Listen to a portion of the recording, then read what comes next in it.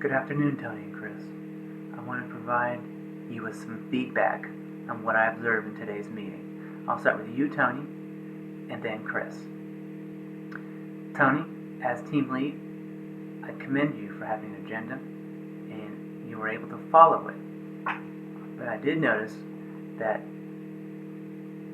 the team appeared to be, the comments on the team, towards the team, appeared to be negative without positive reinforcement. There was a comment about how you like it organized, but you didn't provide details or specifics on what organized looked like. When your teammates were talking, you cut them off. An example is when you called Donna by the wrong name, but you also cut her off at the same time. You are not considerate towards Donna when she expressed her point of view on the instructions. You simply asked the group if anyone else read the instructions with no regard to Don's point of view. You also cut off John and took over his question he had. On a positive note, you followed the agenda again and followed it during the entire meeting.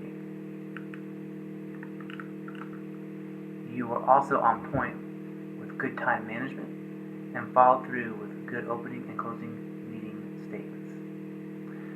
Now let's talk about Chris.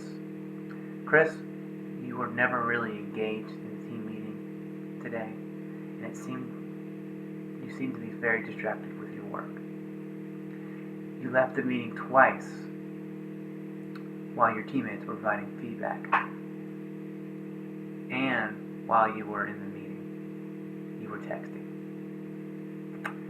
Completely not engaged what was going on in the meeting. You also indicated that you didn't know if you can get your part of the PMWI done. Out of courtesy to your team, an explanation of why and what help you may need to complete would have been more appropriate. When present, you could become the more active participant in the meeting with your teammates. I do see you as a potential strong candidate when you can become engaged. Largely, the team itself, Chris and Tony, you guys were very focused as a team in the meeting when I observed. It was great, a great job on putting this together, an agenda and sticking to the subject at hand.